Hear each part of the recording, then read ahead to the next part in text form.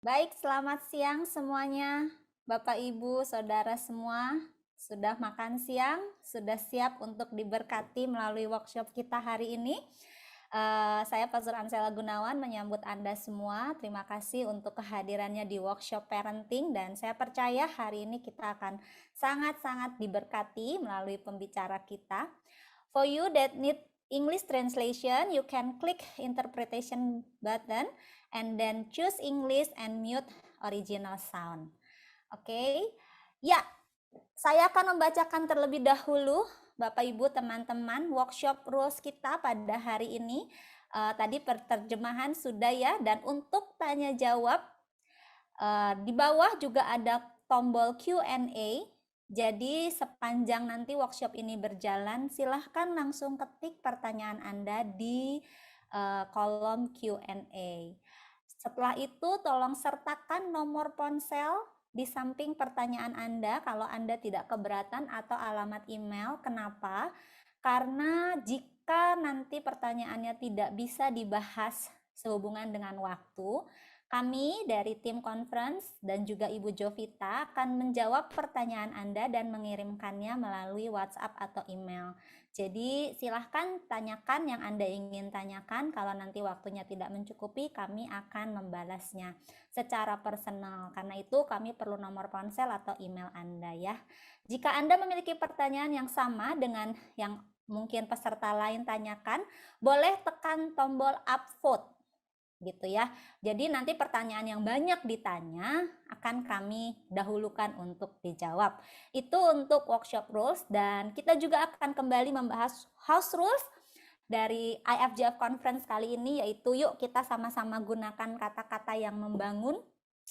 Silahkan pakai kolom chat, boleh berikan reaksi, boleh berikan kata-kata yang membangun gitu ya. Stay positif, engage, stay fokus, selalu ikut peserta dalam sepanjang acara. Dapatkan informasi terbaru juga dengan mengikuti Instagram kita di @ifgfconference.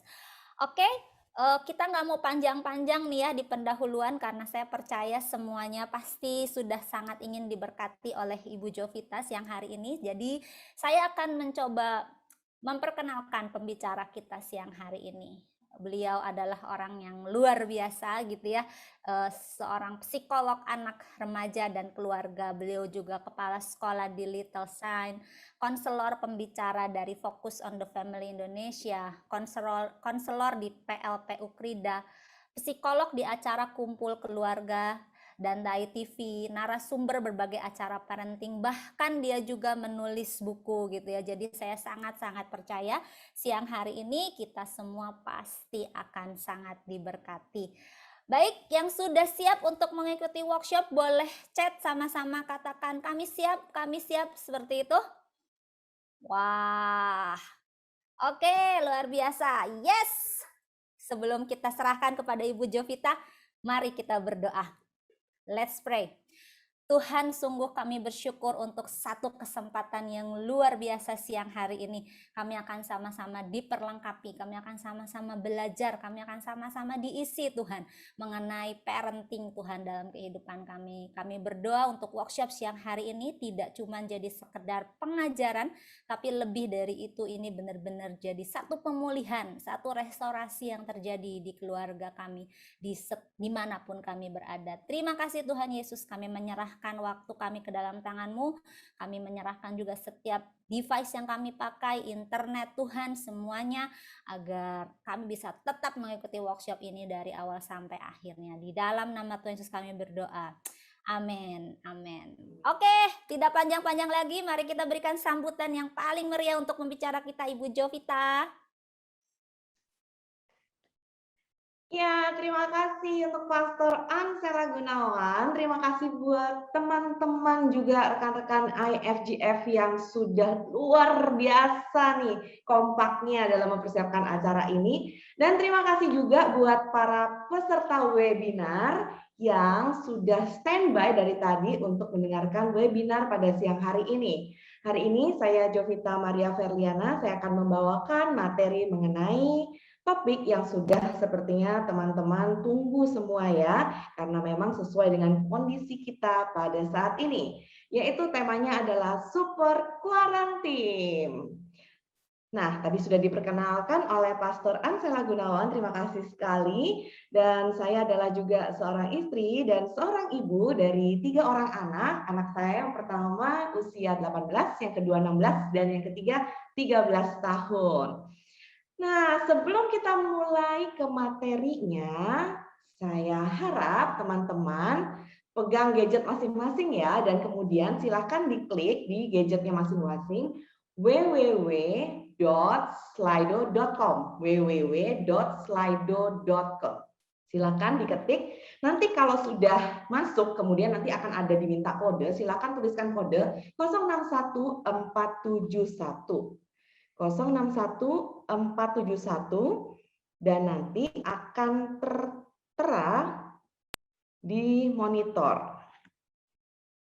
Ya, apakah sudah ada yang bisa? Di situ sudah ada pertanyaan, jadi bisa langsung saja dijawab tentunya. Untuk Pastor Ansela, apakah terlihat ininya? Ya. Poolingnya? Terlihat. Pertanyaannya terlihat ya, oke baik. Sudah ada yang masuk? Kayaknya ada yang, kalau yang belum ya saya bacakan lagi 061471. Diketik www.slido.com, kemudian silakan di enter dan nanti ada diminta kode, masukkan 061471. Ada pertanyaan, silakan langsung Bapak Ibu dan saudara sekalian mengisi. Ya, langsung diisi aja. Oke, baik, sudah banyak yang masuk. Ada yang menjawab biasa aja, senang, berserah, stay strong, lelah, bosan, berjuta rasanya, kemudian campur aduk, seru, agak lebih berat dari biasanya. Stay strong lagi. Oke, baik. Saya tutup ya untuk polling jawabannya. Terima kasih sudah berpartisipasi. Kita sampai sekarang ke pertanyaan yang kedua tentunya. Silakan disiapkan lagi dan mulai menjawab. Apa masalah terberat Anda sebagai orang tua pada saat pandemi ini? Silakan.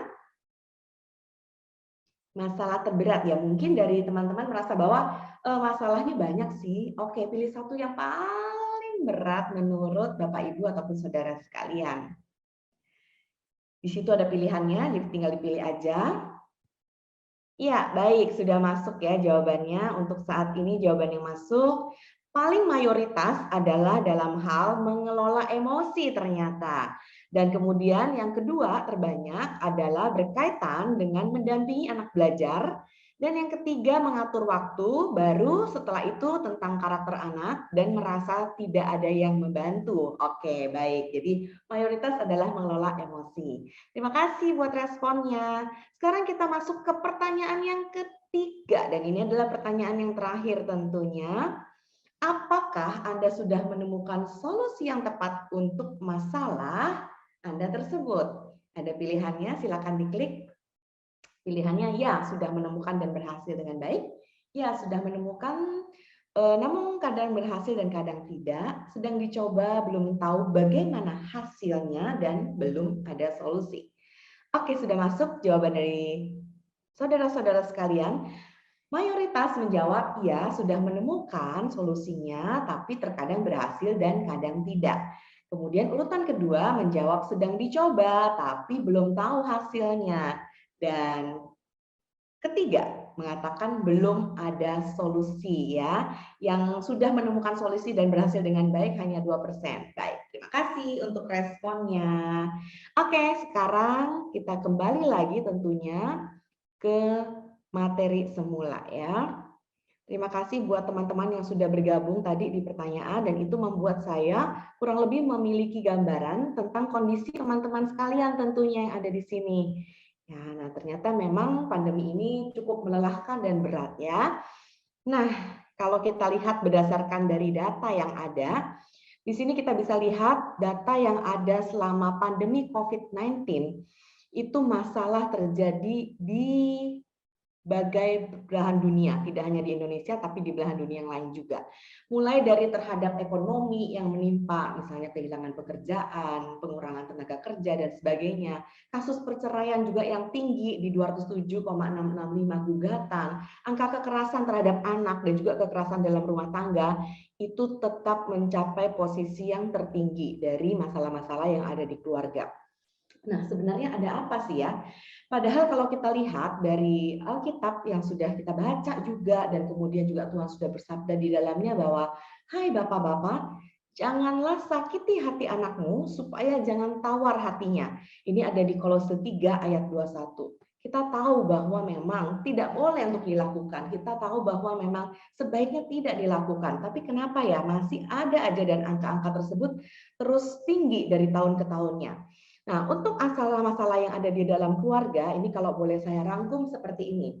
Memang secara garis besar akan sangat bervariasi dan sangat berbeda-beda. Nah, kita bisa lihat area masalahnya ada di kuntum yang paling kiri sampai dengan yang kuntum paling kanan.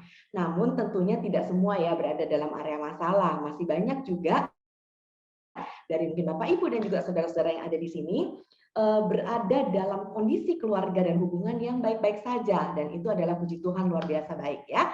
Nah, kita lihat terlebih dahulu yang berkaitan di area masalah.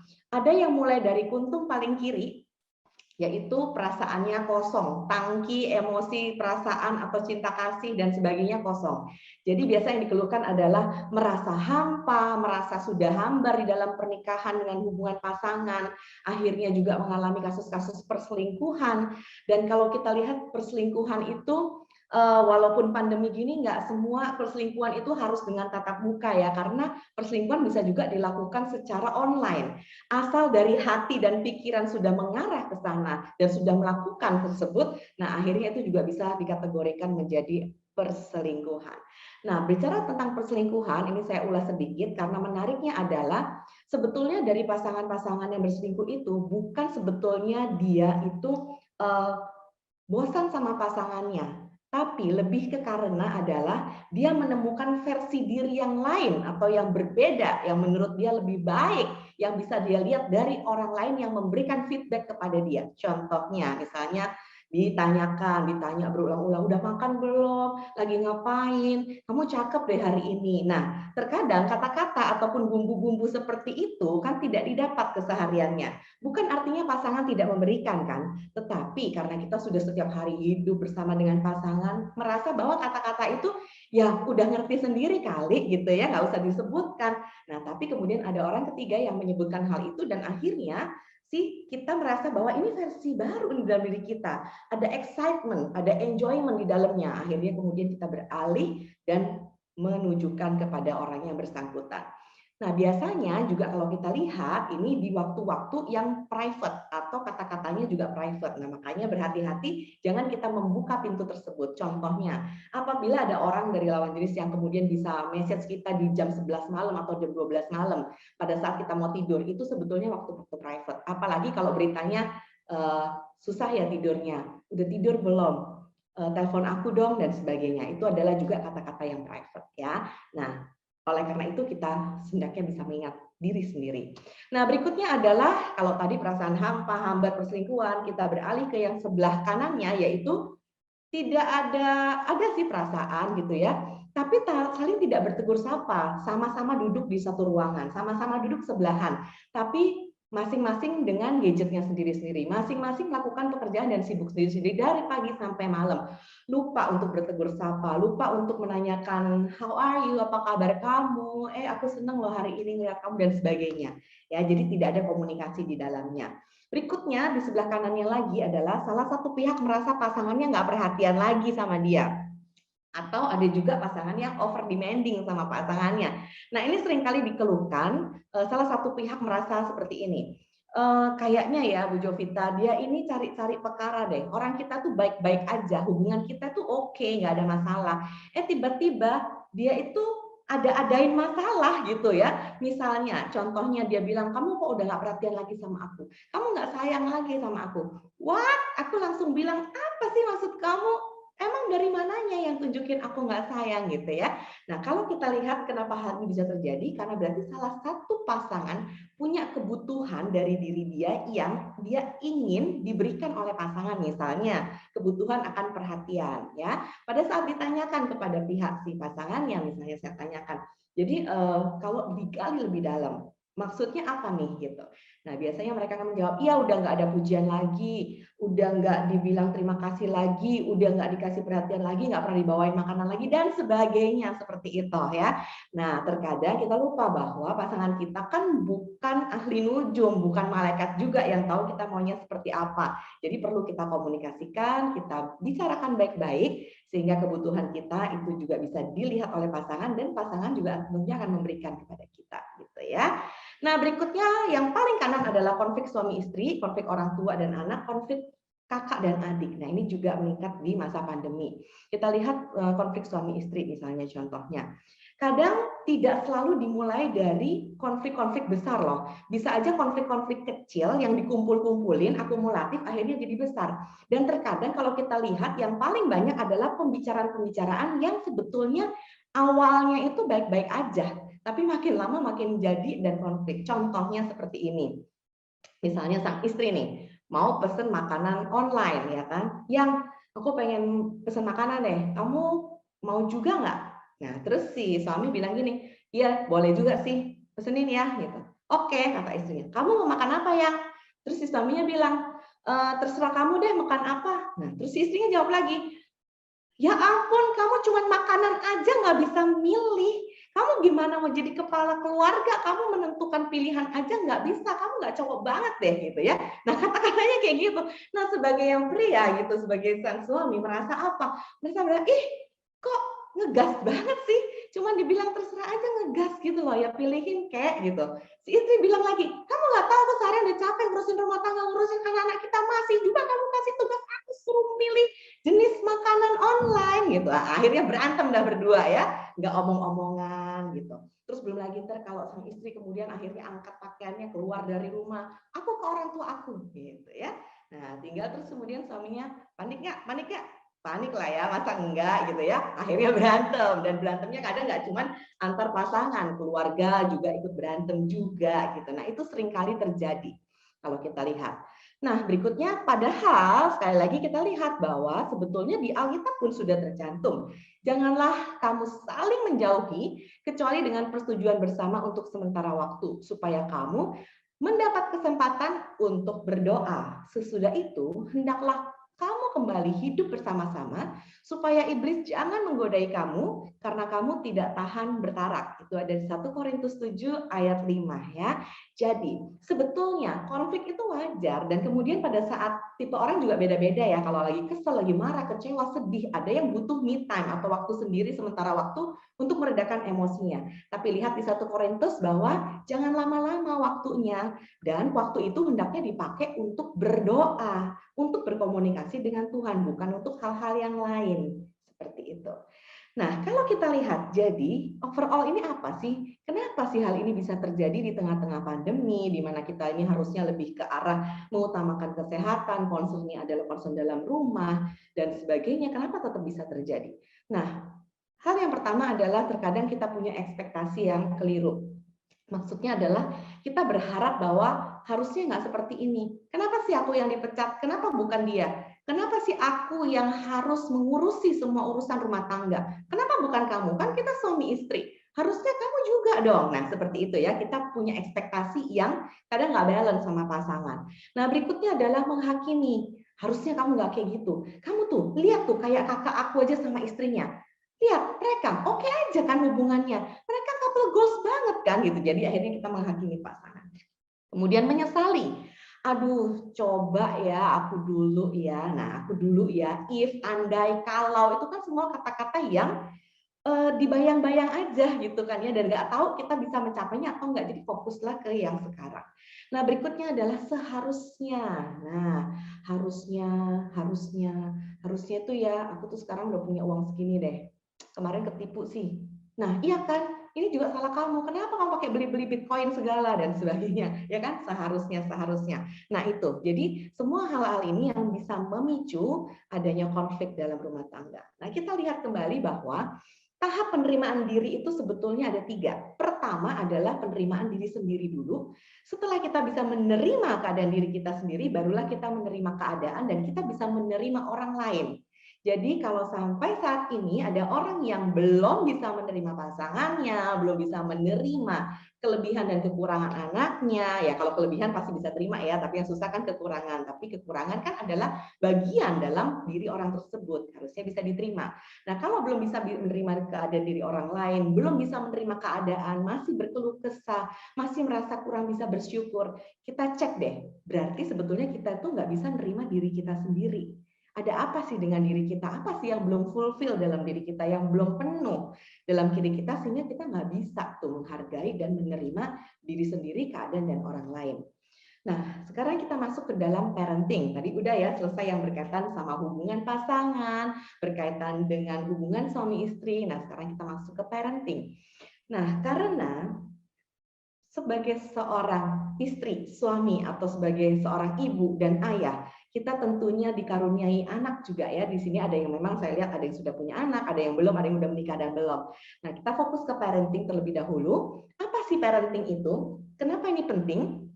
Karena parenting ini adalah seni, ya, seni. Dan kita harus ingat bahwa having children dan being parents adalah 2 hal yang berbeda. Punya anak dan menjadi orang tua itu 2 hal yang berbeda.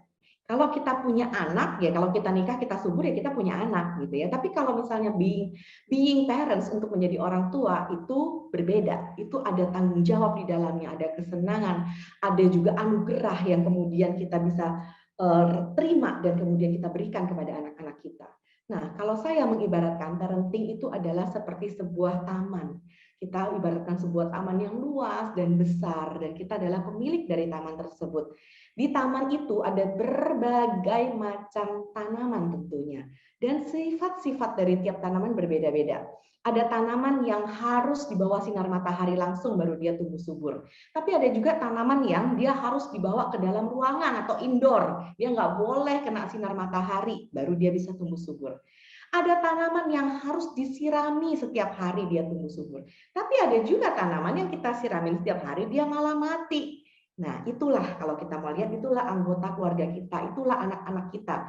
Semua membawa yang namanya karakternya masing-masing, punya juga yang namanya sifat-sifatnya masing-masing, kekurangan dan kelebihannya masing-masing. Nah, sehingga bagaimana kita berlaku, bertindak, dan juga berkomunikasi juga akan ada perbedaan di dalamnya. Nah, itulah makanya namanya seni, karena kita tidak bisa menerapkan secara sama semuanya. Memang ada hal-hal prinsipil dan mendasar yang kita terapkan secara sama, tapi mengenai komunikasi, pendekatan, bagaimana gaya kita ke mereka, itu akan ada perbedaan. Nah, kalau kita lihat di sini ada 4 gaya komunikasi orang tua yang sudah dipatenkan ya tentunya dari teori komunikasi dan juga psikologi. Berikutnya adalah tipe hard bargainer. Ini adalah tipe orang tua yang tipenya tuh keras. Jadi, kalau dia punya pendapat atau keinginan akan dipertahankan sekuat tenaga dan cenderung terkesan memaksakan kehendak dia kepada anak-anak dan juga kepada anggota keluarga lainnya. Sulit mendengarkan pendapat orang lain, apalagi pendapat anak. Jadi kalau anak itu mau didengarkan, dia harus berusaha dan punya alasan yang sangat kuat biar bisa didengerin sama orang tuanya. Nah, terkadang dalam prosesnya, tapi nggak selalu ya, tapi terkadang bisa aja ada yang namanya ancaman atau hukuman yang kemudian diberikan kepada anak kalau tidak atau tidak mau atau melanggar kehendak si pemberi pesan ini. Nah, ini adalah tipe hard bargainer. Yang kedua adalah tipe collaborator, yaitu menekankan kerjasama. Jadi memang ada tujuan yang ingin dicapai, orang tua mengajak anak berkumpul untuk mencapai tujuan bersama-sama, dirembuk, didiskusikan dulu sama-sama, kemudian baru diputuskan dan akan mendengarkan pertimbangan-pertimbangan atau juga keinginan anak dan bersikap terbuka terhadap masukan-masukan walaupun yang ngasih pendapat adalah anak kita yang paling kecil misalnya gitu ya. Nah, walaupun anak kita kecil dia punya pendapat loh yang memang terkadang juga memang iya ya ada benernya, kenapa enggak dilakukan gitu. Itu adalah tipe collaborator. Yang ketiga adalah tipe conflict avoider. Jadi dari katanya adalah menghindari konflik ya. Jadi tipenya adalah orang tua yang berusaha untuk menghindari supaya nggak ribut-ribut dah gitu. Jadi cuek aja lah, ya udahlah biarin aja. Jadi kalau anak melakukan kesalahan atau sesuatu yang nggak baik, orang tua itu tidak menasehati, tidak menegur karena nggak ingin nanti anaknya marah, anaknya sedih atau anaknya jadi konflik sama dia. Jadi untuk menghindari hal tersebut, ya udahlah dibiarin aja.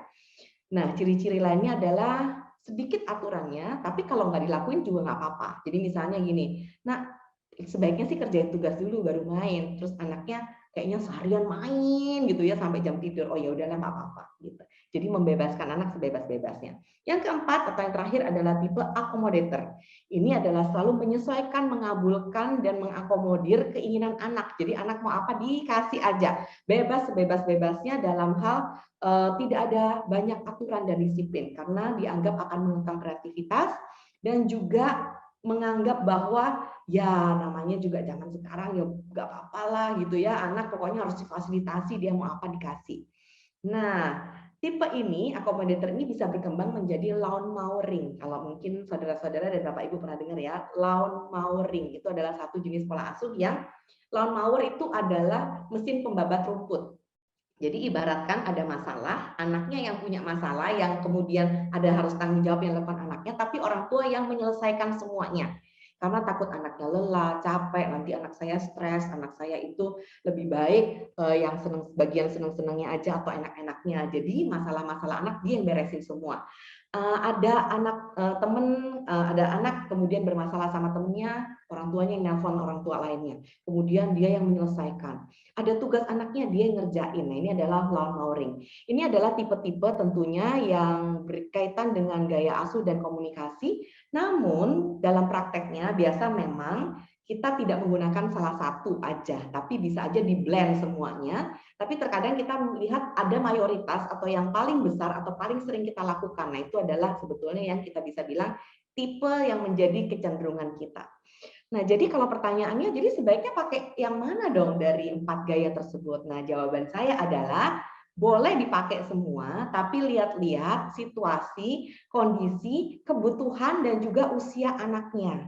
Misalnya, kalau anak kita lagi ada di usia dini, lagi umur 3 tahun, lagi terus tiba-tiba pas kita meleng sedikit, kita noleh, dia udah ada naik-naik di lemari yang paling atas, ya kan? Ya pastilah kita pakai tipe yang ini, ya kan? Hard bargainer. Turun ya sayang, ayo turun sini, kita langsung ambil, kita gendong, langsung kita bawa turun, ya kan? Kan nggak mungkin anak kita usia dini naik-naik lemari, kemudian kita pakai konflik avoider. Ya udahlah, daripada nanti konflik lah sama dia, biarin aja lah dia taruh di atas lemari, gitu kan? Nggak juga, ya kan? Nah, atau misalnya anak kita usia dini nih, usia 2 tahun, kemudian kita mau pakai konflik avoider, terus collaborator, terus kita kasih dia pilihan. Masih 2 tahun nih, atau 1,5 tahun nih kita bilang, nak, kamu mau minum susu nggak? Mau makan nggak? Ya nggak bisa milih, ya memang dia harus makan, harus minum susu gitu ya. Nah, jadi lihat-lihat usia, lihat-lihat kemudian kebutuhan anak itu. Nah, jadi ini akan lebih indah kalau kita blend jadi satu, kita sesuaikan tentunya. Nah, kalau anak kita remaja, berarti lebih pakai yang tipe collaborator, itu lebih cocok. Misalnya contohnya 80% pakai kolaborator dan sisa persentase yang lainnya baru pakai kombinasi dari ketiga pola komunikasi yang ada.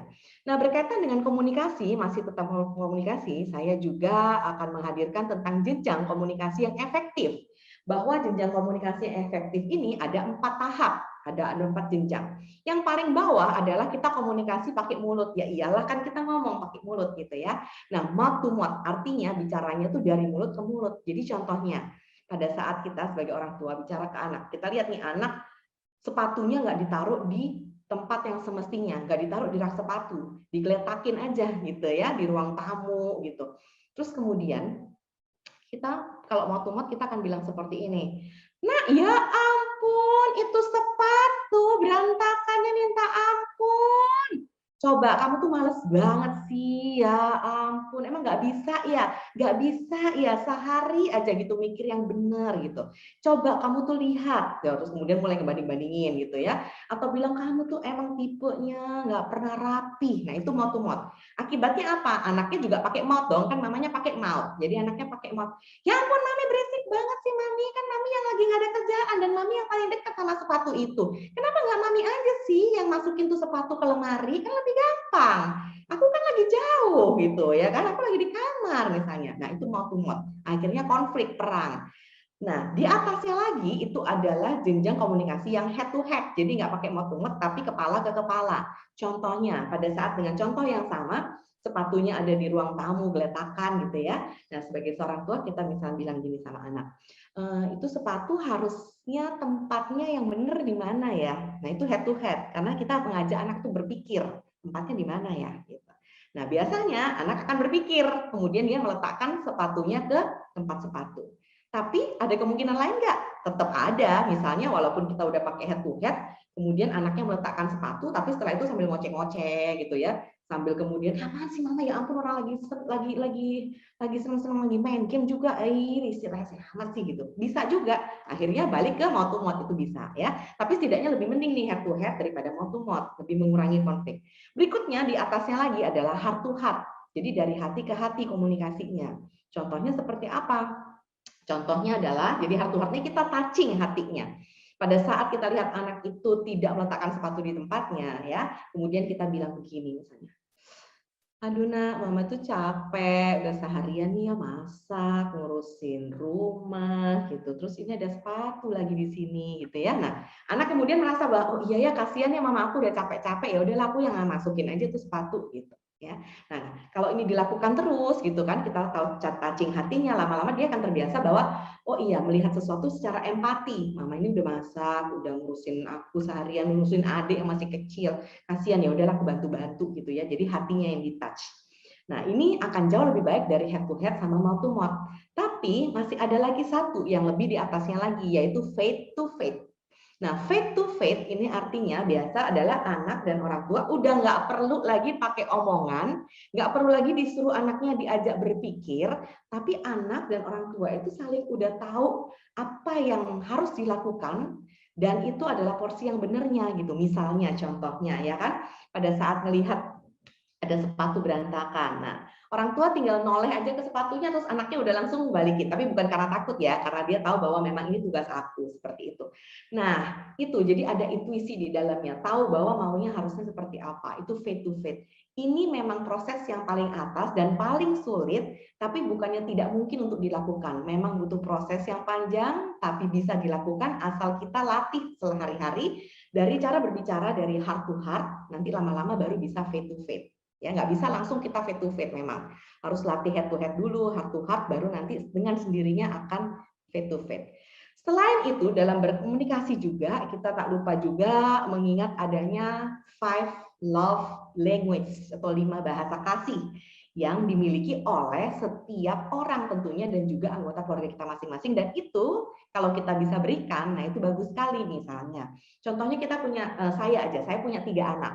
3 anak ini bahasa kasihnya berbeda-beda yang dominan ya. Memang semua orang pasti akan suka lah sama 5-nya, tapi akan ada satu yang lebih dominan atau 2 lebih dominan daripada yang lainnya. Contohnya anak saya yang pertama, dia lebih suka dengan physical touch. Anak saya yang kedua, dia lebih suka dengan word of affirmation. Anak saya yang ketiga, dia lebih suka dengan quality time. Nah, seperti itu. Jadi akan berbeda-beda. Nah, jadi kalau kita mau berikan itu, kita kasih yang sesuai dengan memang love language dia yang paling dominan. Nah, selain itu, sekarang kita sampai ke quarantine. Tadi sudah berkaitan dengan pasangan, berkaitan dengan bagaimana parenting itu, komunikasi juga harus ada di dalamnya. Nah, sekarang kita bicara bahwa di tengah-tengah pandemi ini, kita di rumah aja jaga kesehatan, itu kita juga tetap harus melakukan hal-hal yang membuat kita tetap nyaman di rumah dan kompak juga sama anak-anak dan juga sama suami. Nah, itulah makanya Kali ini dari FGF Conference itu mengadakan tema Super Quarantine. Nah, quarantine ini artinya apa? Jadi bukan karantin atau karantina, tapi di belakangnya tim, as a team. Artinya berinteraksi dengan anggota keluarga dalam satu rumah sebagai tim yang kompak dan menyenangkan. Nah, ngobrol-ngobrol tentang hal ini, kita sudah kedatangan dua orang sahabat kita yang akan menceritakan kisah dan kesaksian mereka yang sangat menarik tentang kesehariannya bersama dengan keluarga dan anak-anak. Di sini sudah hadir Pak Adam dan juga Bu Susi. Mungkin saya langsung berikan waktu dan tempat untuk Pak Adam atau mungkin bisa difasilitasi terlebih dahulu oleh Pastor Ansela. Silakan Pastor. Langsung saja, silakan Adam. Ya. Oke, selamat siang Bu Jovita, Pastor Ansela, Bapak Ibu, saudara-saudari sekalian. Kenalin, nama saya Adam. Saya adalah seorang bapak dua anak yang sangat aktif. Aiden berumur 5 dan Edric berumur 2 tahun. Nah, selama pandemi ini banyak perubahan yang saya dan istri alami dengan anak-anak, terutama lifestyle change ya. Nah, untuk informasi, saya dan istri keduanya bekerja. Sebelum pandemi, segala sesuatu tuh rasanya lancar-lancar aja. Anak ke sekolah, kan ada yang didik, kita tinggalin, ada gurunya. Terus pulang, ada mbak, neninya yang mandiin, kasih makan. Pokoknya kita pulang kerja itu, taunya semua udah beres saja. Nah, setelah pandemi ini, kita berubah semuanya, berubah total. Dari sekolah, kita harus beneran hands-on kan, harus didampingin. Kalau nggak, dia ngacau sendiri. Terus ditambah lagi nih, di tengah-tengah pandemi, neni sama mbak tiba-tiba minta berhenti. Jadi akhirnya kita harus urus rumah sendiri, makan, mandiin, tidur siang, kita semua yang kerjain. Nah, gara-gara itu, apa yang terjadi sama kita? Nah, selama ini seharian kita nemenin anaknya jadinya. Jadi kerjaan tuh nggak bisa kita lakuin di jam kerja. Yang biasanya orang ngantor jam 8 sampai jam 4, itu nggak mungkin banget. Jadi setelah anak-anak tidur, kita baru bisa kerja, which is itu jam 10 malam. Kita kerja dari jam 10 malam, ya bisa sampai jam 2, jam 4, tergantung kerjaannya. Terus kita tidur, dan jam 7 tuh kita udah harus bangun lagi, dan ngulang lagi setiap hari seperti itu. Sabtu Minggu juga kurang lebih seperti itu. Jadi waktu kita itu sebenarnya udah berantakan banget, badan capek, kurang tidur, emosi itu bisa meluap-luap. Ini stres banget. Terus akhirnya jadi merembet-rembet ke relationship sama istri juga, jadi sering berantem, jadi kayak ya pokoknya bad lah. Tapi kalau kita lihat dari sisi positifnya nih ya, pandemi ini sebenarnya ngajarin saya untuk lebih kenal sama anak-anak saya. Saya jadi tahu kalau anak-anak itu punya kebutuhan sama orang tuanya, sama bapaknya gitu, supaya punya waktu khusus gitu, bisa quality time gitu. Kalau nggak ada pandemi ini, ya kayak gitu aja. Kita taunya anak beres, pokoknya pulang kerja beres. Kita nggak pulang juga pasti beres gitu. Jadi ya ada hal positif lah yang aku temuin di pandemi ini. Ya dari saya sekian.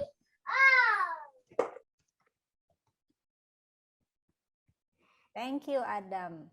Selanjutnya kepada Ibu Susi, persilakan. Ya, halo selamat siang semuanya. Terima kasih buat kesempatan saya boleh sharing sedikit ya tentang yang terjadi dalam kehidupan keluarga kami dalam masa pandemi ini. Mungkin seperti yang dialami oleh Pak Adam tadi, ya kurang lebih sama. Cuman bedanya anak saya usianya sudah 11 tahun, jadi kelas 6 SD saat ini ya. Pandemi waktu itu dimulai, online school dimulai waktu dia kelas 4. Dan itu memang benar-benar merubah semua kehidupan saya juga sama ya, dalam hal pekerjaan juga, dan juga dalam kehidupan rumah tangga. Nah, khususnya kalau saya mau menyoroti dalam hubungan dengan anak, dalam hal sekolah, itu memang ada hal negatif, tapi ada hal positif juga yang saya boleh rasakan. Hal negatifnya seperti Pak Adam tadi, jadi super sibuk memang, mendadak sepertinya semua berubah gitu, yang tadinya nggak terlalu, saya sih ikutin pelajaran anak ya dari dulu juga, tapi ketika online school itu jauh lebih bertambah. Karena apa? Anaknya juga kan tidak bisa fokus terlalu lama di Zoom. Jadi seringkali dia pura-pura ke WC lah, main-main gadget lah, dan lain sebagainya. Jadi ada beberapa pelajaran yang sebenarnya dia tidak bisa tangkap dari pelajaran di Zoom ya. Terpaksa saya yang harus lebih banyak meluangkan waktu mengajar ulang dia. Tapi untungnya juga suami saya pun yang dulunya malah tidak pernah terlibat sama sekali, sekarang jadi terlibat gitu. Dan saya malah melihat ada perkembangan yang baik di situ. Nah, terutama ketika banyak tugas-tugas waktu itu yang berupa membuat project-project, membuat video dan lain sebagainya, itu rumah tuh udah seperti rumah produksi jadinya. Saya yang bikin skrip-skripnya, lalu suami yang sibuk men-shoot, dan itu mengedit-edit videonya, anak saya yang jadi peran utamanya. Tapi memang itu benar-benar capek sekali, sangat capek. Tapi di situ tetap ada hal positif. Kami merasa seperti apa ya, malah ada satu teamwork yang belum pernah kami rasakan sebelumnya gitu. Jadi tetap di samping kelelahan ada hal positif yang aku bisa dapat. Dan waktu itu ada satu hal juga yang buat saya hal baru ya. Anak saya biasanya di sekolah itu kan tidak terlalu menonjol, tapi justru dengan adanya pembuatan proyek-proyek ini, saya malah jadi bisa melihat ada satu talent yang dia miliki. Ternyata dia cukup pandai untuk berakting dan bisa bicara di depan kamera tuh luwes gitu. Dan waktu itu malah jadi timbul PD-nya dia untuk ikutan lomba preaching waktu itu dia, dan dia juara. Itu satu hal anugerah besar yang saya rasakan di tengah pandemi, di tengah kesulitan pekerjaan, di tengah kesibukan, kelelahan, itu seperti gift gitu buat saya yang Tuhan kasih. Nah, itu kalau dari sisi pelajaran ya, hal positif negatif yang saya rasakan.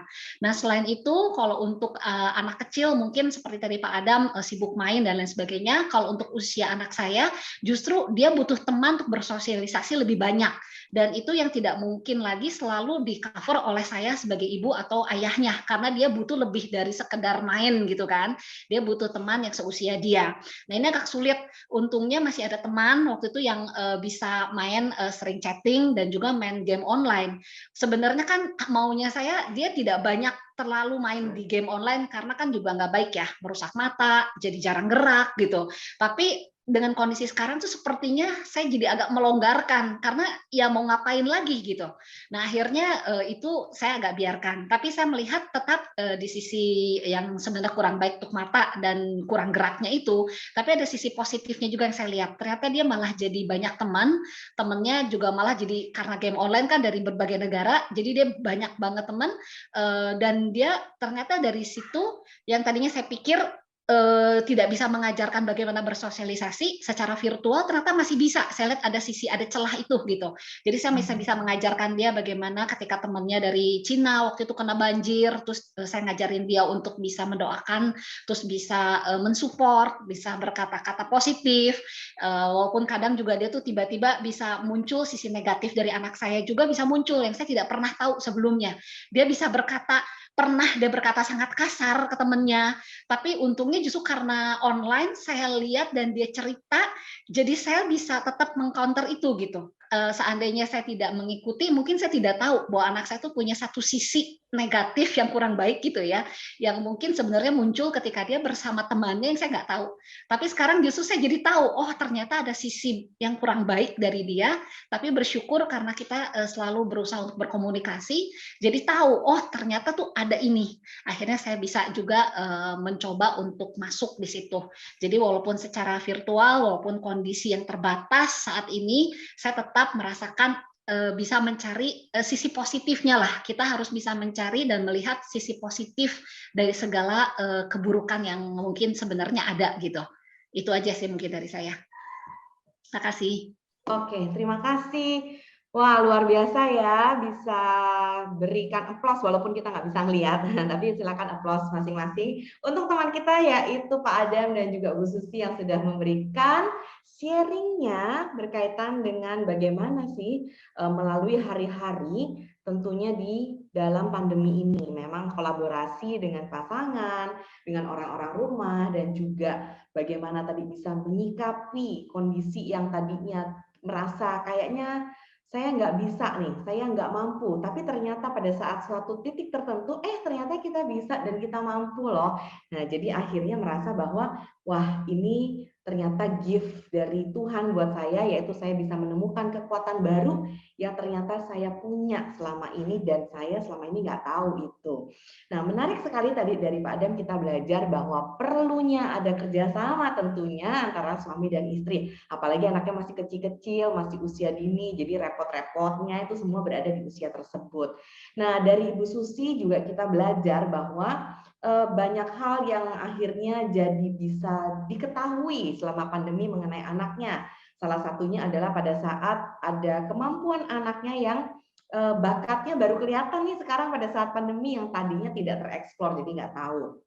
Kemudian bisa juga melihat bahwa ada hal-hal yang tadi kata-kata kasar yang terlontar dari mulut anaknya yang selama ini, dan kalau mungkin itu tidak pandemi dan tidak di rumah aja, kita kelepasan juga sebagai orang tua, kita nggak tahu bahwa hal itu bisa terjadi sama anak kita. Nah itu, jadi kita hendaknya bisa melihat sisi-sisi positif bahwa memang di tengah-tengah pandemi ini tetap ada kebaikan, tetap ada hal positif yang bisa kita lihat.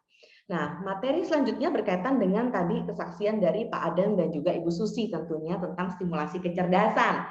Nah, kalau kita lihat ternyata selama pandemi, dan ini nggak cuma dari Bu Susi sama Pak Adam, saya sudah mengkoleksi dari beberapa survei kepada teman-teman dan juga kepada rekan-rekan di sekolah, bahwa memang benar Bapak Ibu, pada saat pandemi ini di rumah saja banyak sekali kecerdasan-kecerdasan anak yang jadi terstimulasi. Dan akhirnya jadi ketahuan ada, kalau nggak ada situasi seperti ini nggak ketahuan. Contohnya tadi di anaknya Bu Susi adalah ada kecerdasan dalam hal bersosialisasi ya, dalam hal interpersonal. Bagaimana bisa bersosialisasi dengan orang lain walaupun hanya dengan online, tapi sosialisasi dia bisa menanyakan kabar, bisa kemudian mendengar berita, sharing berita juga ke teman-temannya, kemudian bercakap-cakap dengan orang dari belahan dunia yang lain secara intens. Nah, ini melatih kemampuan interpersonalnya tentunya. Nah, berikutnya juga kita lihat tadi adanya keterampilan lain ya, yaitu keterampilan yang berkaitan dengan tadi kan kita lihat ada dari belahan dunia lain juga. Nanti setelah ini slide-nya ada tentang cultural quotient atau kecerdasan yang berkaitan dengan budaya. Nah, kemudian saya juga tahu bahwa dari Bu Susi, anaknya jadi akhirnya ada satu kemampuan baru lagi yang tadi itu, jadi bisa ngedit-edit video, kemudian bisa rekaman gitu ya. Nah, itu berasal dari kecerdasan visual spasial. Nah, jadi buat teman-teman di sini kalau memang mau mengembangkan kecerdasan anaknya bisa mengacu pada 8 jenis atau bahkan ada tambahan lagi ya, yaitu 9 jenis kecerdasan. Tinggal mengacu aja pada itu, kita berikan stimulasinya sehingga bisa memperlengkapi. Nah, berikutnya selain ada 8 atau 9 jenis kecerdasan, yang satunya adalah kecerdasan tambahan berupa kecerdasan spiritual tentunya. Nah, ini juga ada di dalam slide ini. Jadi selain berkaitan sama bidang passion atau minat, nah ini berkaitan dengan bidang kecerdasan, yaitu ada yang namanya intelligence quotient. Intelligence quotient adalah kecerdasan yang berkaitan dengan bagaimana anak tersebut menyelesaikan masalahnya sehari-hari dan juga berkaitan dengan masalah akademis, itu juga ada di dalamnya. Nah, intelligence quotient ini kita dapatkan dari mana? Anak dari dia mengenyam bangku pendidikan, misalnya di sekolah maupun sekolah formal, informal, atau homeschooling dan sebagainya, kursus. Nah, itu melatih kecerdasan intelligence-nya dia. Dan bagaimana dia menyelesaikan permasalahan-permasalahan sehari-hari di dalam kehidupannya, itu juga termasuk ke dalam intelligence quotient. Nah, berikutnya adalah spiritual quotient. Misalnya contohnya si anak ini berdoa, kemudian bisa menguatkan orang tuanya, nggak apa-apa ya Pak ya, nanti juga berlalu kok, kan Tuhan ada. Tuhan itu menguatkan kita. Nah, bisa bilang gitu tuh ke ayahnya. Nah, itu adalah spiritual quotient atau kecerdasan spiritual sang anak yang bisa kita lihat. Nah, berikutnya juga emotional quotient atau kecerdasan emosional. Ini berkaitan dengan bagaimana si anak itu bisa memahami kondisi emosinya, kemudian bisa mengekspresikan emosinya, misalnya contohnya, "Pak, aku nggak suka loh kalau papa tuh ngomongnya kayak gitu, ngebandingin aku sama kakak mulu, aku jadi sedih." Nah, itu berarti dia bisa mengemukakan ekspresi emosinya. Dan juga bisa mengontrol kondisi emosinya, misalnya pada saat dia lagi marah gitu ya, rasanya pengen nonjok seseorang, dia tahu bahwa nonjok itu nggak baik. Jadi dia bisa mengambil cara-cara untuk bisa menurunkan atau menstabilisasi kondisi tersebut dalam bentuk hal yang bisa diterima oleh lingkungan, misalnya tarik nafas, atau berdoa, atau kemudian menyanyi, atau kemudian melakukan journaling. Nah, itu berkaitan dengan emotional quotient. Nah, berikutnya adalah adversity quotient atau kecerdasan dalam mengatasi tantangan. Nah, ini sangat terlihat pada saat pandemi ini. Kalau pada anak-anak, bagaimana dia ngatasin kesulitan dia belajar di layar. Tadinya bisa ketemu gurunya, kalau nggak ngerti langsung nanya. Ini di layar, mau nanya juga nggak tahu gimana caranya nanya, malu juga bertanya. Kemudian juga nanya juga dia rasa, percuma udah ketinggalan jauh, akhirnya nggak ngerti sama pelajarannya. Kemudian belum lagi kalau ngumpulin video-video, ngumpulin tugas-tugas. Nah, dengan tantangan yang banyak itu, anak ini bagaimana menyikapinya, itu terlihatlah dalam bentuk daya juangnya. Nah, sebagai orang tua kita hendaknya bisa memfasilitasi nih, kalau memang ada kesulitan, bukan kita yang kerjain, tapi kita bilang, pasti bisa kok nak, coba. Ini harusnya seperti apa dulu? Coba diingat-ingat dulu. Stepnya yang pertama apa nih? Tadi gurunya ngomong apa? Harus seperti apa dulu nih, nak? Nah, lakuin dulu yang pertama. Kalau yang pertama udah, nah baru kita yang kedua. Jadi urutannya pelan-pelan aja, step by step. Nah, berikutnya adalah social quotient. Itu adalah berkaitan dengan keterampilan sosial. Tadi kita udah dengar juga dari kisah Bu Susi ya, anaknya. Nah, kemudian berikutnya kalau di rumah kita gimana ngelihatnya? Misalnya contohnya social quotient ini tampak pada misalnya anak kita ada dua nih, masih usianya satunya masih awal-awal SD, satunya masih di usia dini. Kemudian pada saat dia lihat, kayaknya adik aku asik banget nih main balok-balok Lego. Aku mau, tapi pasti dia nggak ngasih. Dia kan biasanya nggak mau langsung ngasih ke aku gitu mainannya. Terus dia berputar otak dong caranya gimana. Akhirnya dia bilang sama adiknya, Dek, kakak punya mainan mobil-mobilannya keren banget, Dek. Mau lihat nggak tuh, ada di sana tuh, Dek. Itu kalau dimundurin, terus kita lepas tangannya, bisa maju lagi tuh, cepet banget. Terus kita bisa buat nabrak-nabrakin itu nih, apa namanya, kita bikin kayak pembatas-pembatas pagar, terus ditabrakin, seru banget. Mau nggak, Dek, main itu, Dek?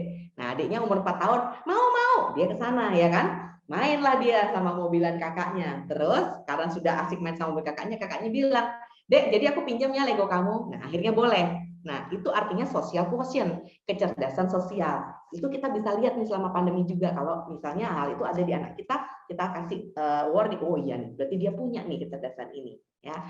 Nah, berikutnya adalah physical quotient atau kecerdasan fisik. Jadi berkaitan dengan bagaimana dia mengelola tubuhnya ke arah yang lebih sehat. Misalnya makan makanan bergizi, kemudian dia melakukan olahraga ringan, atau kemudian dia bisa ngajak kita orang tuanya, Pak, ini kan hari Minggu pagi kita jalan pagi yuk, atau misalnya kita ini yuk Pak, main ini yuk, plank challenge. Nah, gitu. Atau kita push up challenge. Nah, itu dia bisa melakukan itu physical quotient atau kecerdasan fisiknya dia. Berkaitan juga berikutnya money quotient, yaitu kecerdasan dalam mengelola keuangan. Pada anak-anak seperti apa? Pada anak-anak nih misalnya, kalau dia walaupun liburan nih, saya suka bilang sama orang tua, walaupun judulnya adalah di rumah aja dia nggak sekolah. Kalau sekolah kan kadang kita kasih uang jajan ya. Nah, kalau di rumah, karena dia di rumah aja, jangan kemudian berpikiran bahwa berarti nggak usah dikasih uang jajan. Enggak, itu namanya uang tabungan. Jadi udah hak dia, kita kasih aja, mau kasih harian atau mingguan gitu kan ya. Kalau yang lebih besar remaja dikasih bulanan. Nah, itu supaya dia bisa manage. Nah, seperti itu. Apa bisa juga money quotient kita lihat dalam contoh seperti ini. Misalnya anaknya bilang gini, Mah, aku tuh pengen ya ada mobil rakitannya, aku tuh pengen beli, tapi mahal, Mami. Harganya itu 250.000 gitu. Nah, emang mahal sih, tapi aku tuh pengen banget karena dari situ tuh aku bisa belajar banyak. Aku tahu belajar mesin-mesinnya mobil, aku bisa ngerakit dari yang benar-benar hancur dari jadi utuh, aku juga bisa belajar kabel-kabelnya, dan aku lagi exciting banget lagi mempelajari mobil gitu. Nah, kita sebagai orang tua ngelihat kayaknya presentasi anak kita bagus nih ya, terus kayaknya mereka lagi minatnya lagi besar, lagi ambisi. Ya udah kasih aja. Tapi kita dengar dulu. Nah, terus gimana? Harusnya kan Mami minggu ini nggak ngeluarin uang 250, tapi dari kamu Mami jadi ngeluarin 250. Nah, kalau misalnya anak kita contohnya dia bilang gini nih. Nah, gini aja Mami, jadi beliin aku nih mobil 250, karena aku memang lagi nggak ada tabungan nih, ya kan, beliin aku 250.000. Atau misalnya anak bilang, Mama aku cuma punya 100, Mama tambahin ya 150.000-nya. Nah, itu kan juga termasuk ya money quotient. Kemudian misalnya anak bisa ngasih suatu ide lain, misalnya gini, Mah kalau gitu dalam 1 minggu ini kita makannya sayur aja, nggak usah makan daging. Jadi kan lumayan minggu ini kita bisa menghemat 250.000 karena kita tidak beli daging, kita makan sayur. Nah, jadi uang yang itu kita alokasikan buat beli mobil ini. Kan jarang-jarang juga sih Mami aku minta hal yang kayak gini, ini berkaitan sama ini loh, apa namanya, kecerdasanku. Misalnya dia bisa ngomong kayak gitu, ya udah kita kasih aja, kita terima aja, nggak usah kita ngotot sama anak. Ih, kamu tuh kecil-kecil pinter buang duit ya, ya nggak usah kayak gitu. Namanya juga dia lagi mengembangkan kecerdasan dia, dan dia dengan alasannya pun dia bisa mengemukakan yang kita lihat ini kayaknya money quotient nih. Berarti oke nih kita kembangkan nih gitu, jangan dihambat ya. Nah, berikutnya ada cultural quotient. Cultural quotient adalah kecerdasan yang berkaitan dengan culture atau budaya. Misalnya, wah anak kita bisa bergaul sama orang-orang dari budaya luar. Dia bisa tahu nih kebudayaan luar, apa yang lagi terkenal, lagi booming di China, baju apa yang lagi in di Korea misalnya. Terus kemudian dia bisa mempresentasikan kepada kita atau menceritakan kepada kita keindahan-keindahan yang ada di dunia lain gitu ya. Keunikannya plus karakteristik orang-orangnya. Nah, itu adalah cultural quotient berkaitan dengan kecerdasan budaya ya. Nah, ini bisa kita jadikan patokan bahwa oh anak kita udah ada yang ini nih, udah ada yang ini nih. Atau kita juga bisa patokan bahwa kayaknya yang sosial belum tampak deh. Coba aku akan engage lagi di dalam hal ini. Nah, itu bisa juga. Jadi ini adalah patokan buat kita dalam hal tadi multiple intelligence ataupun dalam best quotient ini. Nah, berikutnya berkaitan dengan tim orang tua anak saat belajar di rumah nih ya. Ini adalah hal yang bisa kita lakukan. Kalau kita lihat dari teman-teman sharing tadi adalah pertama jangan lupa buat jadwal keseharian termasuk jadwal belajar. Karena segala sesuatu yang ada jadwalnya sama enggak pasti akan beda. Kalau ada jadwalnya, jadi kita semua tahu ini kurang lebih jam segini nih harusnya ngapain sih gitu. Kalau pada saat sekali-sekali melenceng dari jadwal ya nggak apa-apa, tapi setidaknya kita tahu harusnya di jam itu ngapain. Kalau melenceng dengan kebutuhan lain yang lebih besar dari itu ya nggak masalah juga gitu ya. At least ada patokannya. Berikutnya adalah kenali gaya belajar anak. Kan ada visual, auditory, read or writers atau kinestetik. Nah, silakan disesuaikan dan dikenali gaya belajarnya. Anak-anak kadang contohnya yang konflik tuh kayak gini. Kita orang tua tipenya visual. Jadi bagi kita kalau belajar ya mesti baca buku nih, baca ulang untuk belajar. Tapi anak kita kinestetik, dia itu belajarnya dengan cara dia harus praktek, dia melakukan, dia bergerak. Nah, kan nggak sesuai nih sama harapan kita. Nah, jadi konflik. Kalau kita bisa pahami dan kenali, kita tahu bahwa oh dia caranya dengan cara seperti itu, ya nggak apa-apa juga, asal dia mudeng aja gitu, masuk aja gitu, dan dia bisa melakukan tugas dan tanggung jawabnya, ya it's okay, nggak usah dipaksakan sesuai dengan cara kita banget. Nah, berikutnya adalah kerjasama sama pasangan. Tadi kita dengar sharingan dari Pak Adam Darmawan, kerjasama dengan pasangannya kuat banget ya, jadi tahu bahwa oh yang jam segini aku lagi nggak bisa, berarti gantian dia yang melakukan dan sebagainya. Empower atau berdayakan anak. Kita tahu bahwa anak itu mampu kok melakukan, ya kan? Tapi terkadang kita yang kurang kasih kesempatan. Nah, ini kita kasih kesempatan. Berikutnya jangan lupa bergandengan tangan dengan guru karena memang as a team untuk mendidik anak itu ya rumah dan sekolah, guru dan orang tua. Nah, oleh karena itu teman-temanku yang terkasih, di dalam quarantine, time ini waktu ya, itu harus ada apa? Nah, jadi untuk menjadi sehat dalam masa karantina dan melakukan quarantine ini, ingatlah ada 5 hal yang harus kita lakukan setiap hari, dan 5 hal ini harus ada di dalam setiap harinya supaya kita bisa menjadi suatu pribadi yang optimal. Singkatannya adalah IFGF dong, keren ya, jadi sesuai banget nih IFGF. Nah, yang pertama adalah interaksi. Jadi harus ada waktu interaksi antara anak sama orang tua di rumah. Misalnya, dalam hal apa aja? Mau kasih waktu untuk pada saat di jam makan malam ngobrol. Atau misalnya sebelum tidur semua ngumpul dulu di rumah, di kamar papa mama, ngobrol bareng atau baca Alkitab bareng atau main board game bareng. Asal ada interaksi antar anggota keluarga itu penting ya, meninggalkan gadgetnya masing-masing, kesibukannya masing-masing untuk interaksi bersama anggota keluarga. Yang kedua adalah fisik. Fisik ini adalah melakukan olahraga. Ingat, karena tubuh yang sehat, disitulah akan ada jiwa yang sehat. Jadi, luangkan waktu untuk olahraga. Kalau di dalam rumah ya apa kayak gitu ya, lompat tali atau skipping, dribble bola, kemudian tadi ada challenge-challenge di TikTok yang berkaitan sama olahraga, aplikasi olahraga yang ada di handphone, itu dilakukan bersama-sama lebih indah. Berikutnya yang ketiga adalah ada waktu untuk glory atau memuji dan memuliakan nama Tuhan. Misalnya berdoa, membaca kitab suci, kemudian juga saling sharing pengalaman dan kita kaitkan dengan kebaikan Tuhan. Nah, itu kita lakukan. Berikutnya adalah edukasi, yaitu jam belajar. Mau anak kita sekolah formal, informal, atau kemudian non formal, yang penting ada edukasi di situ ya. Nah, kalau anak-anak sekolah formal ya jam edukasinya adalah di jam sekolah tentunya. Tapi di luar jam sekolah pun tetap akan ada juga kegiatan-kegiatan edukasi yang bisa kita simulasi. Nanti ada contoh videonya ya. Nah, yang terakhir adalah finance atau keuangan. Kita jangan lupa bahwa mungkin semua sepakat ya di sini ya Bapak Ibu bahwa finance ini adalah jadi hal yang fondasi yang paling utama juga nih dalam terutama pandemi ini. Kita harus bisa benar-benar hemat uang, kita bisa harus ngatur uang. Nah, ini kita bekali juga sama anak kita dengan porsi dia, dengan uang tabungan dia itu, dia bisa mengatur keuangannya. Contohnya ada 3 pos atau 4 pos keuangan, itu silakan Bapak Ibu yang mengatur sendiri sama anak-anaknya. Misalnya ada pos untuk memang uang yang boleh nih kamu keluarkan dengan jumlah misalnya 30% dari tabungan kamu yang Bapak kasih setiap minggunya. Tapi kemudian 30% itu harus di-save, nggak boleh dipakai kemana-mana. Kalau kamu perlu pun kamu nggak boleh pakai. Yang 20% misalnya buat amal untuk Tuhan, kita kasih untuk menolong sesama. Yang 10% untuk dana misalnya darurat sewaktu-waktu kalau misalnya penting baru dipakai. Nah, seperti itu silakan ditentukan. Nah, contoh kegiatan supaya lebih nyata, saya kasih contohnya, tapi nggak harus seperti ini. Silakan disesuaikan dengan kebutuhan keluarga masing-masing. Contohnya, di jam 6 bangun tidur, berdoa bersama, mandi dan sarapan. Nah, ini termasuk ke dalam tadi AFGF ya. Ingat, tadi kan saya bilang AFGF harus ada nih setiap harinya dalam kehidupan kita ya. Nah, jadi yang pertama adalah bangun, tidur, berdoa bersama, mandi sama sarapan. Ini sudah meliputi yang F sama yang G, fisik sama glory. Di jam berikutnya 7.30 belajar, misalnya sekolah online atau mau yang homeschooling ya belajar mandiri. Meliputi yang faktor E atau edukasi.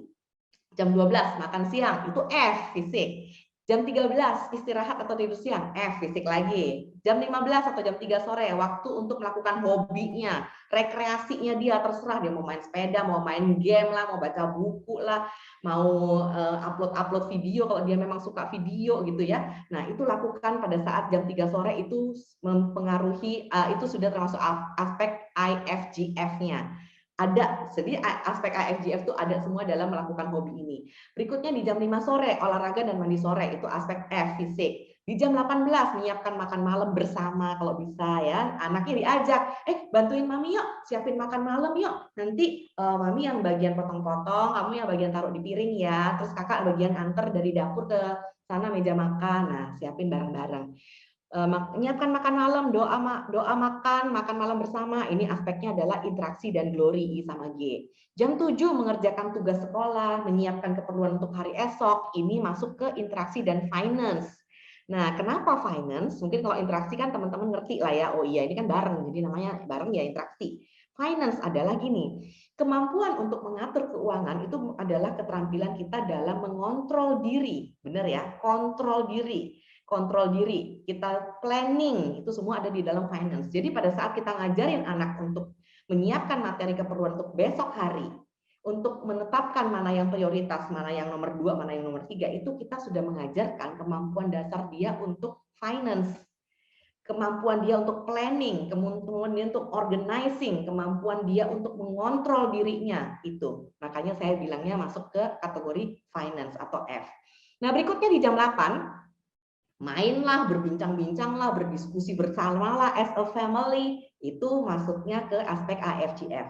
20.30 berdoa, baca Alkitab, renungan bersama, masuk ke aspek glory, dan jam 9 tidur bersama masuk ke aspek fisik. Jadi lihat, dalam satu hari ini ada semuanya IFGF itu. Ya, jadi mari kita mulai dari sekarang lakukanlah IFGF ini dalam kehidupan kita sehari-hari ya. Nah, berikutnya adalah contoh yang Bapak Ibu bisa lihat berkaitan dengan permainan-permainan seru bersama dengan anak. Memang di sini mainannya lebih ke arah anak usia dini dan SD ya, tapi nggak masalah ya kalau untuk anak remaja tinggal disesuaikan aja, plus ditambah misalnya mainan-mainan lain kayak main kartu, board games, tebak-tebakan dan sebagainya. Ini sedikit aja supaya bisa membuat referensi aja buat kita. Oh, kayaknya permainan kayak gini seru nih, bisa dipakai ya. Silakan.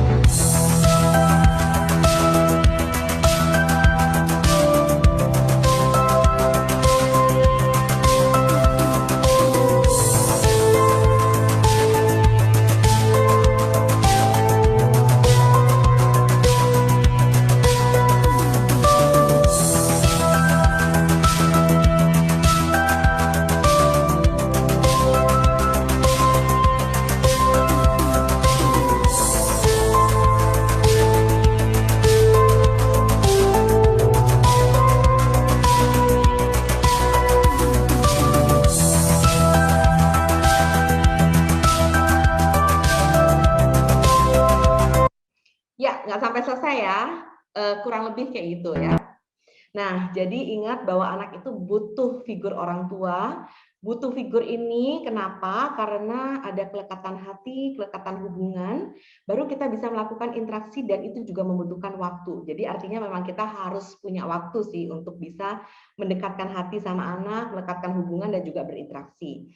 Nah, kuarantin ini adalah masa sebetulnya di mana kita orang tua itu tahu bahwa kita itu punya kekuatan, tapi kita juga butuh partner. Begitu kita tahu kita butuh partner, itu sebetulnya hal yang baik dan itu kekuatan kita. Kita butuh gereja sebetulnya sebagai partner kita, dan kita juga butuh komunitas dalam menjadi partner kita mengasuh anak. Komunitasnya adalah misalnya adalah komunitas iCare. Jadi anak-anak ini kan perlu nih mengekspresikan perasaannya, dia perlu curhat atau kemudian dengerin kisah-kisah dari temannya, nanggepin kisah-kisah teman-temannya, dan dia juga perlu menyuarakan suaranya untuk sesama anak-anak. Akan beda ya kalau kita sama orang tua, anak-anak sama orang tua. Nah ini dia butuh komunitas, butuh dukungan juga.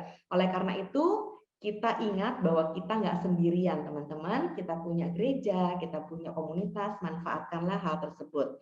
Nah, besok akan ada webinar juga yang akan dilakukan oleh teman-teman juga dari iCare ya.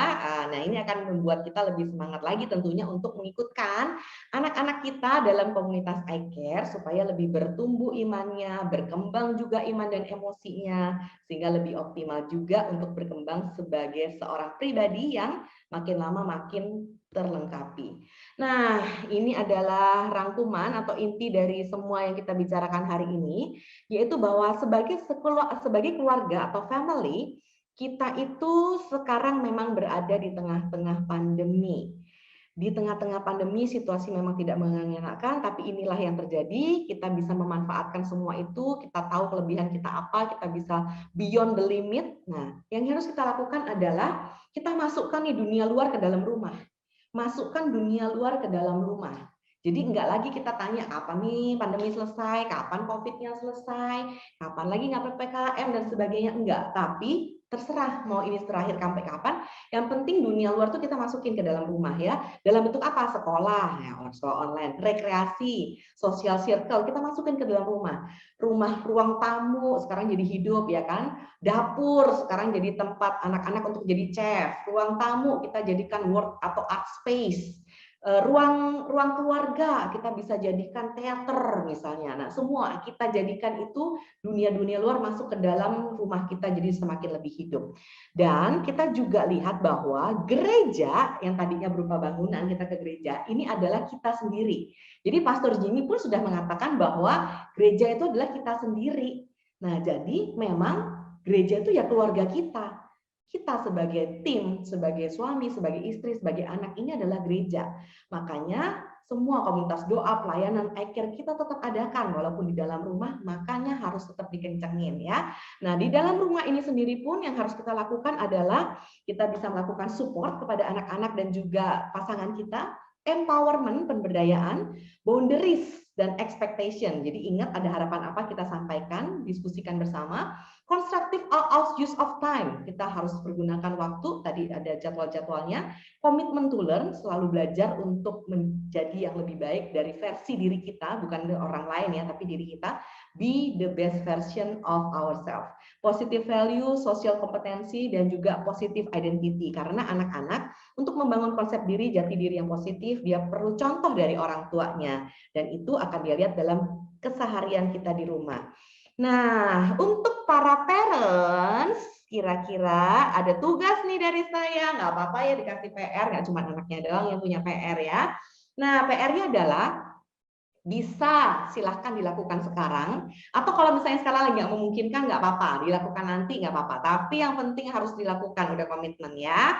Nah, jadi siapkan 3 kertas dengan 3 warna, terserah mau warna merah, kuning, hijau, atau pink, biru, kuning, terserah ya. Nah, kertas yang pertama silahkan dituliskan tentang kayak surat cinta gitu loh ya, bikin pernyataan atau surat yang isinya maaf. Kepada siapa? Ya kepada anak dan juga pasangan. Misalnya seperti apa? Misalnya, kan terkadang kita melakukan kesalahan, tapi kayak kita itu kayak gengsi mau sorry. sama anak. Atau kadang kita punya kesalahan tapi kita lupa ngomong maaf karena nggak terbiasa, karena ego dan sebagainya. Nah, ini kesempatan kita tulis misalnya, maaf ya kemarin mama nggak sengaja bentak-bentak kamu, maaf ya kemarin itu mama nggak dengerin kamu sampai habis, mama sibuk sendiri main handphone. Atau sama pasangan, yang sorry ya yang ya kemarin itu aku itu udah keburu ngambil conclusion dulu padahal aku harusnya dengerin kamu sampai akhir. Kayak gitu-gitu loh ya. Tuliskan sorry. Dan yang kedua, kertas yang kedua adalah tuliskan surat yang temanya tentang thank you, terima kasih. Karena terima kasih ini teman-teman harus terucapkan. Kalau nggak terucapkan, itu beda loh sama terucapkan. Jadi kalau misalnya contohnya gini nih, harusnya kan dia udah tahu lah kalau aku juga seneng ya pasti aku terima kasih lah. Tapi kan kita belum pernah ngomong secara langsung. Jadi ini adalah kesempatan, silakan say thank you. Misalnya ke anak Anda, terima kasih ya nak kemarin kamu udah membilin mama minum waktu mama lagi sakit. Terima kasih ya nak kemarin itu kamu udah jagain dedek kamu ajak dedek kamu main. Atau terima kasih ya yang kamu kemarin itu udah kasih aku, kamu bikinin aku makanan. Terima kasih ya yang kamu selama ini udah jadi ayah yang baik buat anak-anak dan suami yang baik buat aku. Dan apapun itu silakan dituliskan ya. Dan surat yang ketiga itu adalah isinya tentang I'm blessed for being your dad, or I am blessed for being your mom because titik-titik gitu ya. Misalnya, nah boleh pakai bahasa apapun. Nah aku tuh bangga banget, I'm blessed. Aku itu merasa terberkati, aku merasa bersyukur. Kamu adalah anak aku karena apa? Tuliskan. Begitu juga ke pasangan. Dan berikutnya baru ke pasangan. I'm blessed for being your husband, or I'm blessed for being your wife because apa? Ya, tuliskan 3 hal ini, boleh sekarang atau boleh nanti juga nggak apa-apa, yang penting harus dilakukan. Dan jangan lama-lama dari conference ini, nanti udah keburu lupa ya. Dituliskan, dilipat, dikasih ke anaknya atau ke pasangannya, dikasihnya pada saat lagi relax santai ya, ambil di interaction time yang tadi. Kasih, bilang, aku punya sesuatu nih, baca dong yang, atau ke anak, nak mama punya sesuatu nih, kamu baca deh. Gitu ya, mau dikasih pita, dikasih hati, dikasih bunga juga terserah. Lakukan ini dan kalian akan lihat efeknya luar biasa sekali. Dan ini menjadi pembelajaran buat anak kita. Dia akan menancap di hatinya, di pikirannya, di emosinya, dan dia akan bawa seumur hidupnya. Pada saat dia nanti bekerja, berteman, berkeluarga, dia tahu akan momen pada hari Anda memberikan 3 surat ini kepada mereka. Ya, jadi gunakan kesempatan yang ada.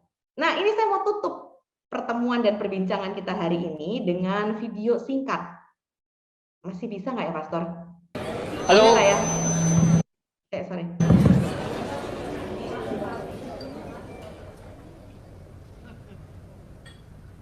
I would like to thank Ma and Pa for being the worst parents in the world. Ma, I've always questioned why I was never sent for piano lessons like all my other friends. The only music lessons I got were at home. Free. Most of my friends went to esteemed tuition centers. My tuition was our neighbor, Miss Tan. Appreciate you being here, Miss Tan. When my best friend David spoke of his trip to theme parks in Florida, I sat quietly remembering our trip to... Where was it again?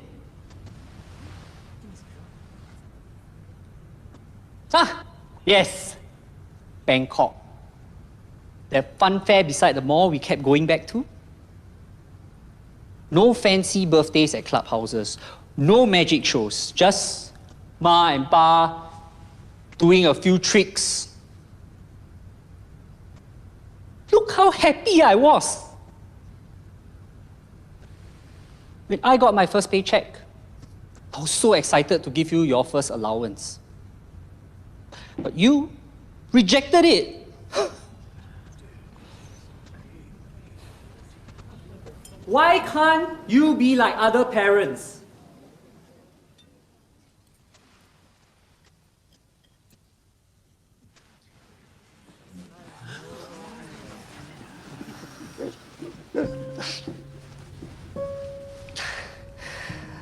See, that's Pa for you.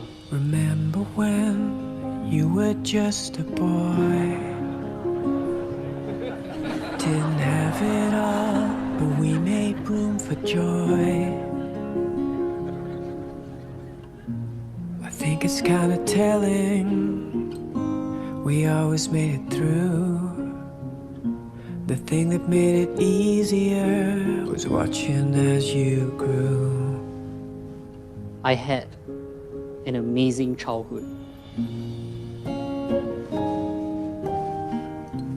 So what if I wasn't sent for piano lessons? Ma and Pa knew better. See? Karaoke champions. And being tutored by Miss Tan made me want to go to the same university as her, which I did. And there, I met Claire.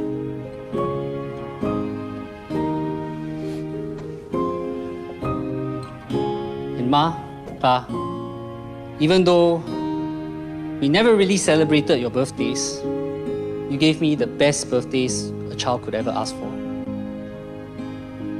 Had you given me everything I wanted back then, I wouldn't have everything I can have now. You juggled between spending money on me and saving up for your retirement.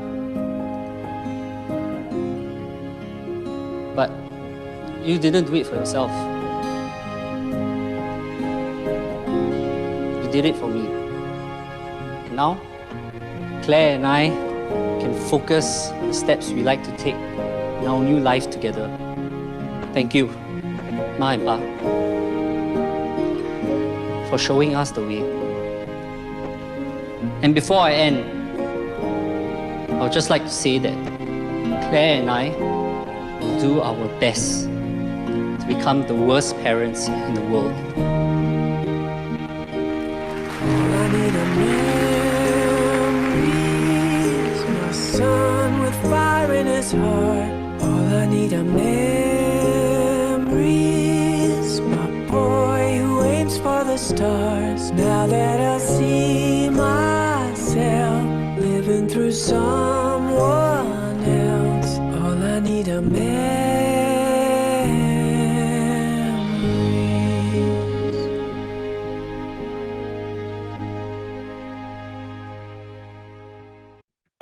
Halo. Iya, sangat menyentuh ya, dan kita lihat bahwa yang dibawa sama anak itu apa sih? Yang dibawa sama anak itu adalah kenangan-kenangan indah bersama dengan orang tuanya. Bagaimana kita mengisi hari-hari mereka, waktu mereka, dan hati mereka, itu yang akan dia bawa seterusnya sampai akhir hayatnya nanti. Nah, connecting with kids, it's the way to win their heart. Ya, nah saya mau tutup ini semua dengan kita lihat topik besar kita dari Greater Destiny ini. Ini indah sekali. Diambil dari 1 Petrus 2 ayat 9. Tetapi kamulah bangsa yang terpilih, imamat yang rajani, bangsa yang kudus, umat kepunyaan Allah sendiri, supaya kamu memberitakan perbuatan-perbuatan yang besar dari Dia yang telah memanggil kamu keluar dari kegelapan pada terangnya yang ajaib. Ya, nah ini kita setuju sekali bahwa dengan adanya kondisi-kondisi seperti inilah, itu pasti Tuhan ada, dan kemudian Tuhan yang punya rencana yang lebih indah buat kita, dan Dia tahu batas kemampuan kita, dan Dia bisa men-challenge kita beyond the limit kita, dan kita bisa melakukannya. Ini adalah arti dari Greater Destiny.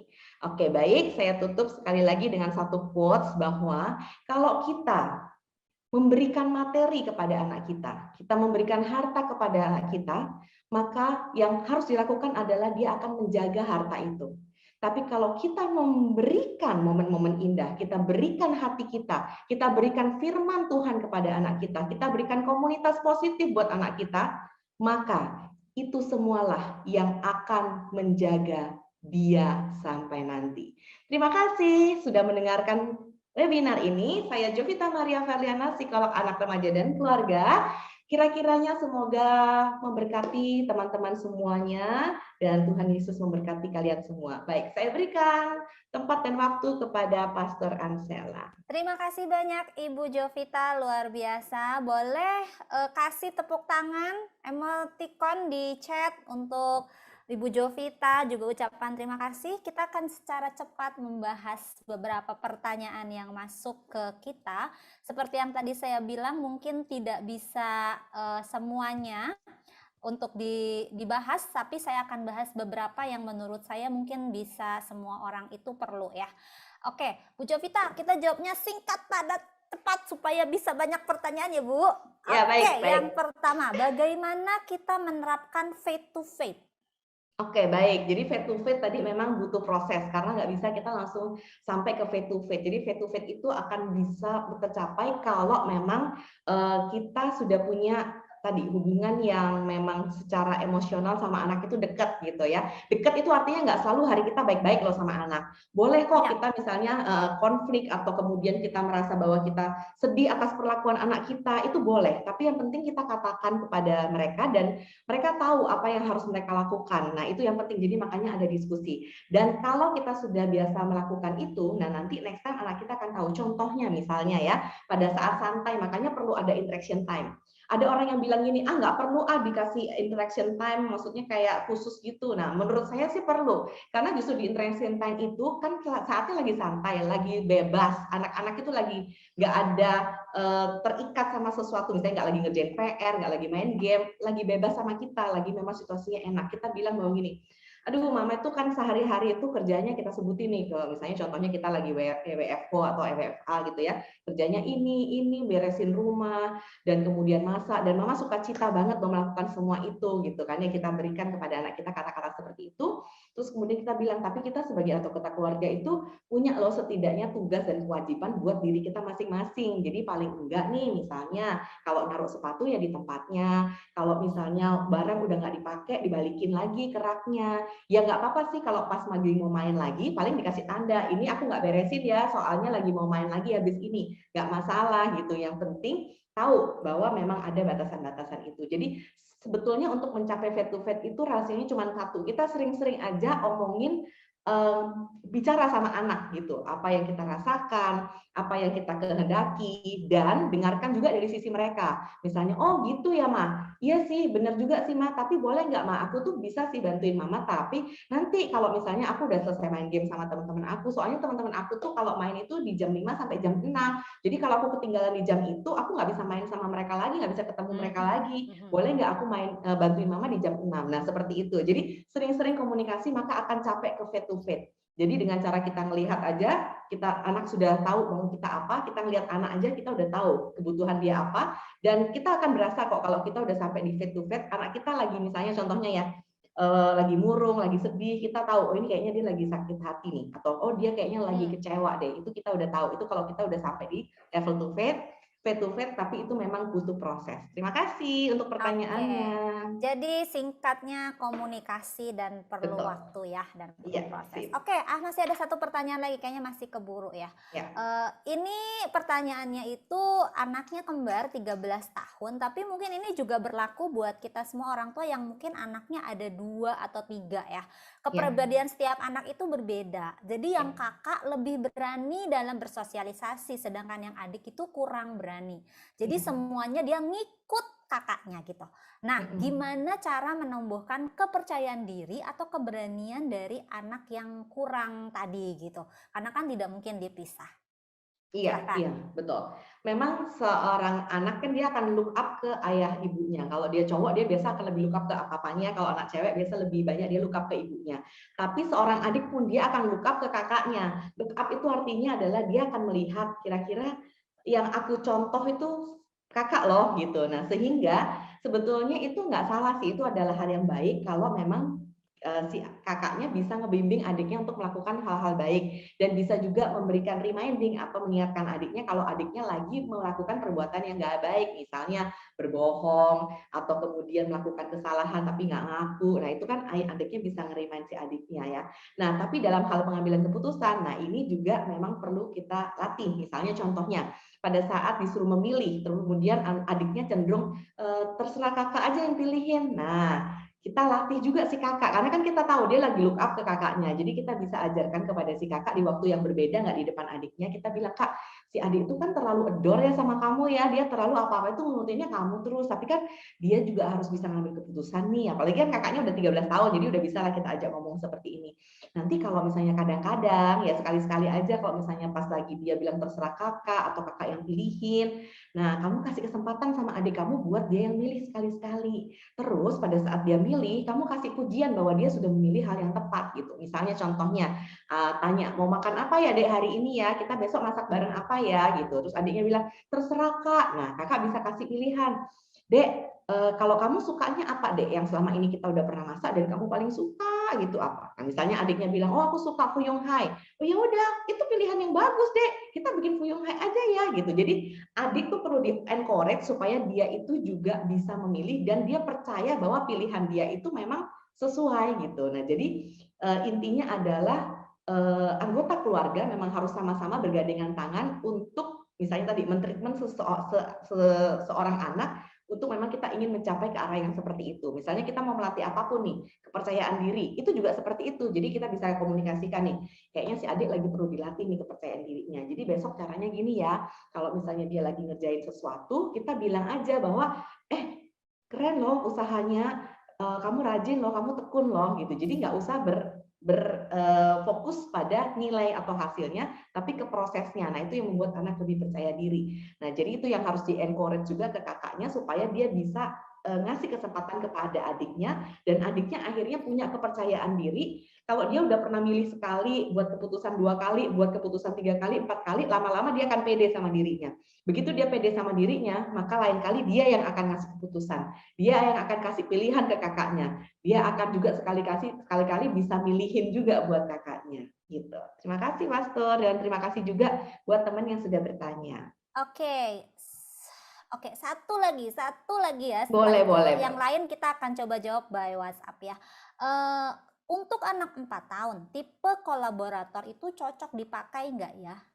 Sorry, umur Bapak nggak kedengaran tadi? 4 tahun. Untuk anak umur 4 tahun, tipe kolaborator itu cocok dipakai atau enggak? Atau harus digabung dengan yang lain? Oke, iya. Kalau sebetulnya overall sih digabung, tapi untuk 4 tahun cocok juga. Jadi intinya gini, pada saat berkaitan sama aturan prinsip, nah itu kita boleh tuh pakai hard beginner, karena misalnya contohnya nih, hal-hal yang prinsip, misalnya contohnya kalau ini aturan rumah, jam tidur, terus kemudian jam kapan dia mau boleh main dan sebagainya. Nah itu kita boleh nih kalau masih usia dini, kan kita yang tentukan. Karena kan nggak mungkin anak bisa buat schedule sendiri kalau dia masih usia dini ya, 4 tahun kan usia dini.